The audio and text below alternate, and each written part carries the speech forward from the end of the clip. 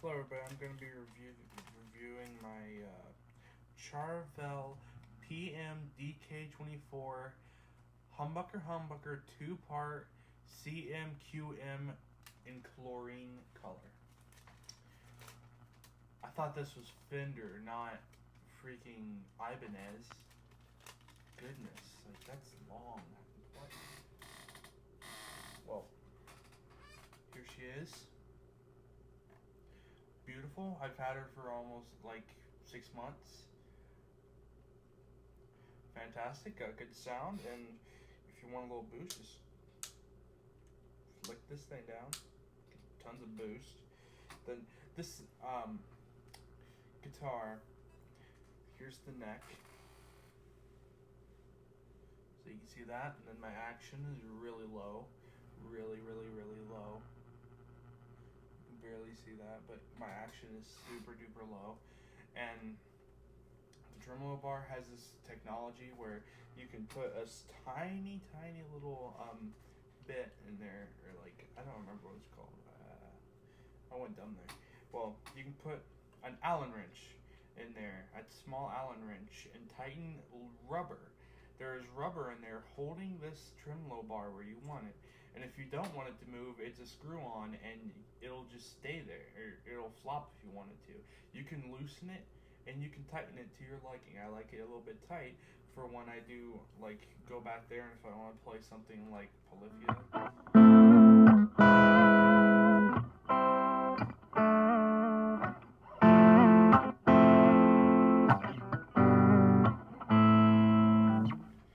Like that, like it's pretty neat.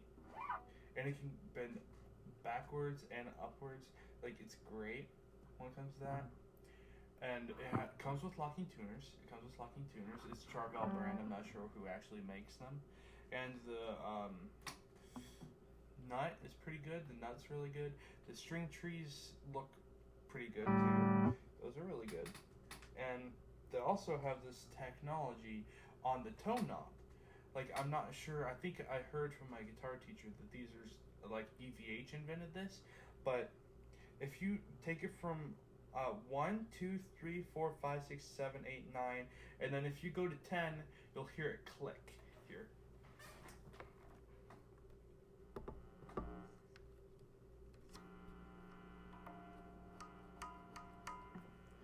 And when it clicks, it's got this thing where it bypasses the tone and you get pure humbucker or pickups. You get the pure sound of the pickups that you have in your guitar. You completely bypass the tone. And that is really neat. That is really cool about this guitar. And if you look on the back, I'm pretty sure this is a 24.5 fret. I'm not completely sure, but I can play almost anything on this. But it's really ergonomic and comfortable. And for those who like to go higher up, this is wonderful. Like, you can't get no better than this unless you want to get a neck through. There's nothing better. Like, my hand is so comfortable when it, like, look at this. Like, there's no pain. And this can, oh, it's so good. Like, look at how beautiful that is. That's so sweet. Like, it goes all the way up there, and it's so comfortable, too. It's beautiful. Wonderful construction. And the thing about Charvel is, well, let me tell you a quick story. I started on a Jackson, right? I had a beautiful Jackson Pro. It was in a light blue. My dad gave it to me, and his buddy gave it to him. And me as like an 8-9-year-old kid didn't know how to play guitar, didn't know anything about it. I traded it to the guitar store for a Squire, like an acoustic and a ukulele, I think.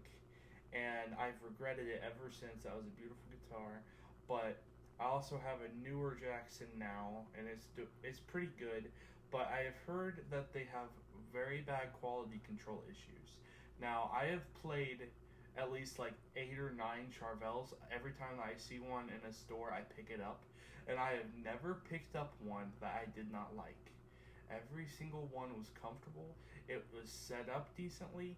It sounded good. It felt good in my lap. It wasn't too heavy. It wasn't too light. I'm pretty sure every single one of them had locking tuners, and they all stayed in tune. There was no issues with the quality at all. It was all perfect. Some of them were discontinued. I remember that, but that was only like 2004. It was the DS1 Desolation. It looked kind of like a Les Paul, but like super blinged out. It was sick. Actually, I was at a guitar store and it was only like $300, $400 for that thing. I should have picked that up. That would have been smart. Well, what I'm trying to get here is charvel is good. If you like, it's underrated. It is impressively underrated because there is Jackson, there is Fender, there is Gibson, there's all the brands that they own, and so far that I know of, Fender owns the main three are Charvel, Jackson, and Fender themselves. Those are the main ones that Fender owns, and from what I have seen, the best quality control out of all of them and the most thought, time, and effort has been put into their charvels. Because I've picked up Fenders that weren't right. They had shavings up here, and I looked inside of the back plate. It looked like a murder scene. Same thing with the Jackson. The Jackson that I have, it sounds good. It looks good on the outside, but the back plate wasn't sanded right, so we had to sand it ourselves to get it to fit right. And they just like screwed it on and scratched up some of the paint. It didn't work. That didn't go very well. And they also, like, there was wood chips everywhere in the back. Like back here, screw this off. It was all just like, it looked like someone dumped shavings and then just glued it and put paint in there. It was terrible. But this guitar has been clean. It has been faithful. It has been fantastic. I have wanted one forever. It sounds good. You know what? I'm gonna stop talking to show you what I'm talking about here.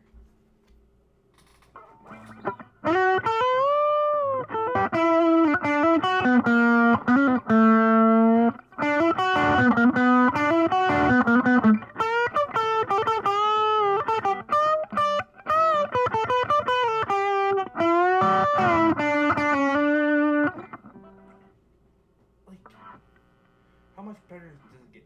And here, let me give you like a quick test of what the tone knobs do and everything. I have the volume set and I have it straight pick up the setting, you know. Here, let me start out on everything down.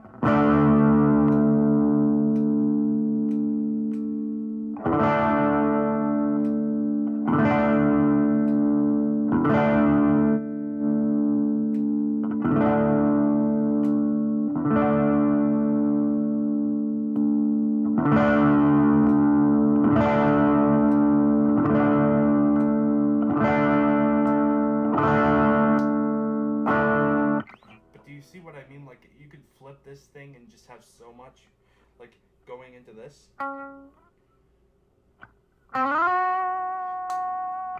need to practice that. I'm not very good at it.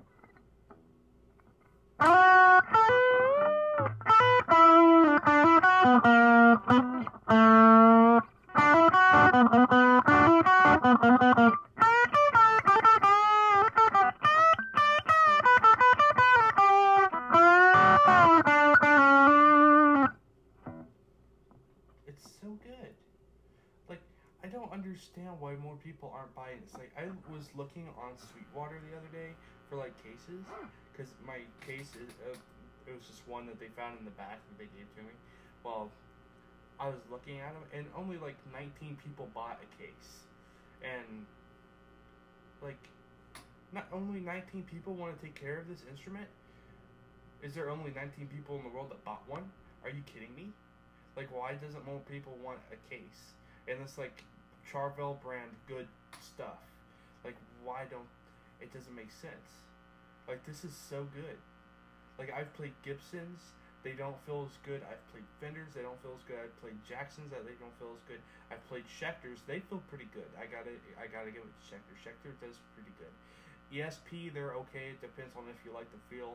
Ernie Balls, the Sterlings, they're good to to an extent if you like the way they feel, but the price tag is just like outrageous. They need to be a little bit cheaper, and it's just like, what more do you need? Like, you get your tone mostly from your amp and your pedals if you have any. Like, that's it, and your microphone, of course. Like, that's all you need. You don't need more.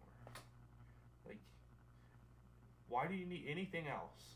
It's got tons of frets, it's got easy access, it's got stable tuning, it's got a decent tremolo, and the only problem I've ever had with it is if I really get into bending the chords, I'll push down on the tremolo and it will put it out of tune.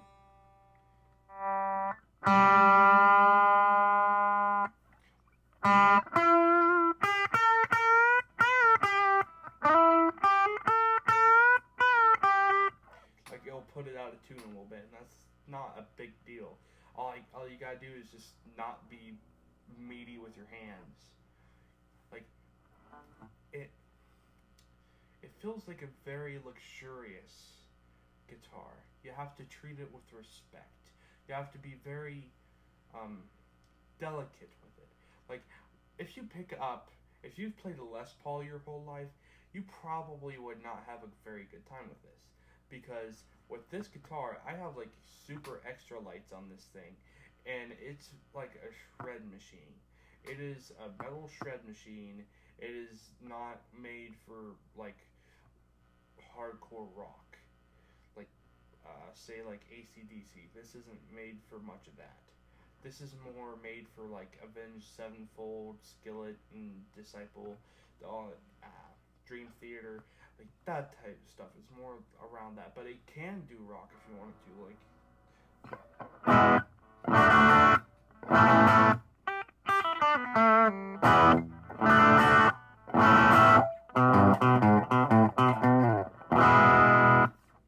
the thing is, the feel of it doesn't feel like a classic rock guitar, is what I'm saying. If you've grown up with a classic rock guitar, you will not enjoy this very much.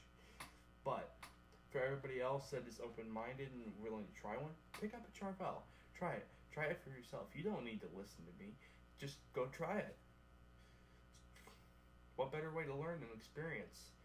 Don't be afraid to go into a guitar store. That's what they're for.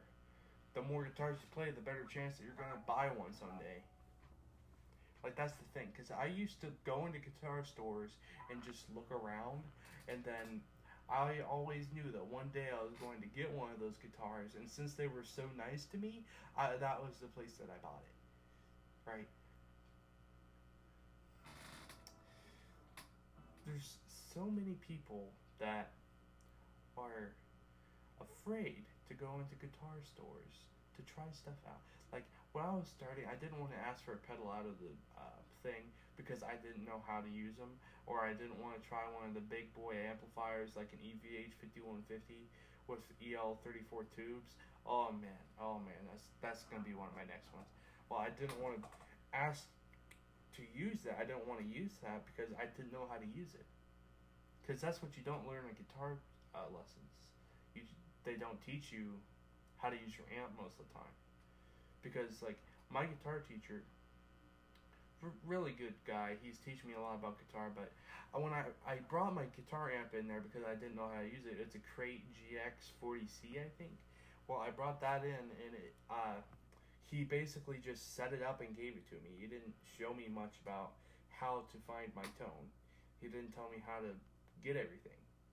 And still to this day, I don't know how to put together an amp head and a cabinet very well. Like, I don't know the exact chords yet. Because, like, you know, I've been on a Line 6 Spider 3 15 watt for a while now. That and my crate. Or my dad's crate, we share it.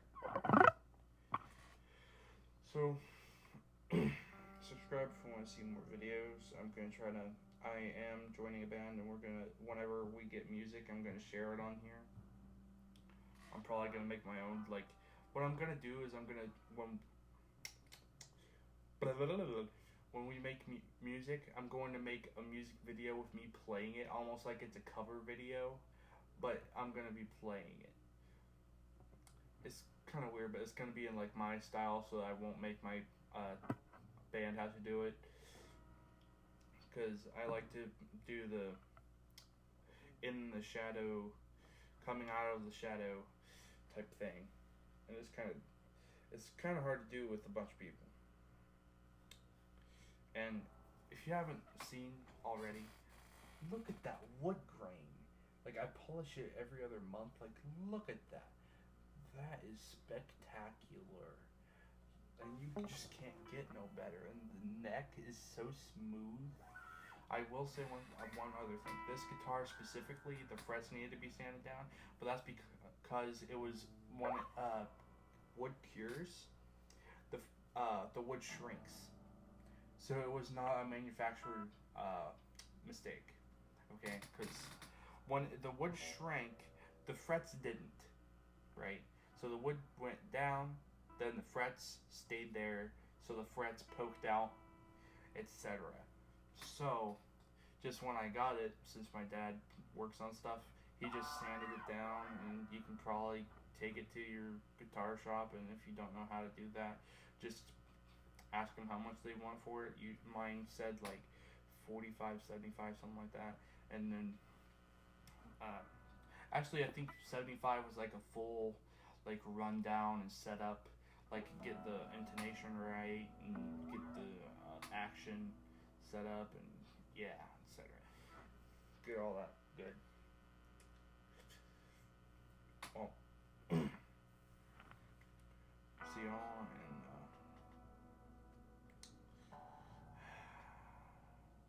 I would like to have some input on what all I need to put in my studio. I'm going to be making no, I'll make a specific video on that. I will make a specific video, and I will see you there. See ya.